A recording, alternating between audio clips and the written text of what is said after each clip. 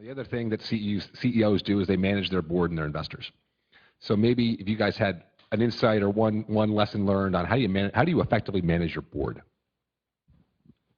And Brian manages me all the time, so I'll let him speak. I've been waiting for this question.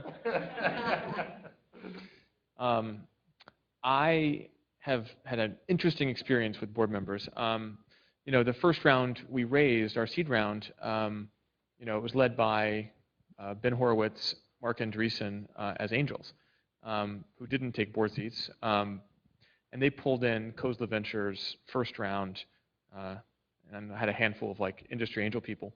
And what's interesting is that the board member from Khosla and I would say, didn't really get along very well. He's brilliant. He was incredibly valuable. But our board meetings were basically like us headbutting each other in front of others, which I think was a little awkward for everyone involved. And so at some point, it was pretty obvious that we had to change. And so Josh Koppelman from first round took the board seat. And it's better than them switching the CEO, by the way. So changing board, first lesson is change the board members, not the CEO. I definitely believe in that. And so then I think, Chip, you joined the board with Mike Terrell from Venrock. And it was an entirely different experience for me to be working with folks who had an enterprise background as opposed to, and who were operators, who had really been through the trenches. And so my rule for the board is really simple. If you've been there and done that, if you've been an operator, if you've been through the tough times and the struggles, which we all have, then you understand that we are always, as CEOs, operating with incomplete information. We're always exhausted. We're always doing the best to get the most out of our people. And we don't always have the spreadsheet that demonstrates why what we think is right is right. We can't guarantee that every big deal we close. And I'd say for Chip, who's also one of our longest standing board members, is I can't remember a single time you've ever said something negative to me.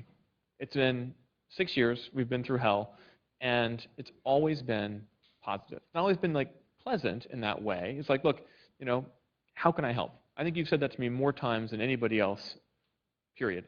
And I think that to me represents what you want from board members, is folks that will support you, that give you the latitude to make mistakes, and I make a lot. And I think any board member who doesn't understand what it feels like to be in the chair is going to be a terrible board member. And so for me, managing the board is largely, one, getting rid of board members who I can't work with for various reasons. Two, trying really hard to bring on folks who understand me. I tell people, this is the first time I've done this job. I hope it's the last. I hope this is my last CEO job ever. And I really feel strongly that if as an entrepreneur you can't show yourself to your board, if you feel like you have to pretend to be something you're not, or run the company in ways that don't feel authentic, at some point in some crisis, the real you will come out. And I can't run my business that way. I can't put on a show. And I think that's what I would recommend is do your best to find those board members. If you don't have them, get rid of them before they get rid of you. And thirdly, just always be authentic, even at the price of difficult conversations or high-risk moments.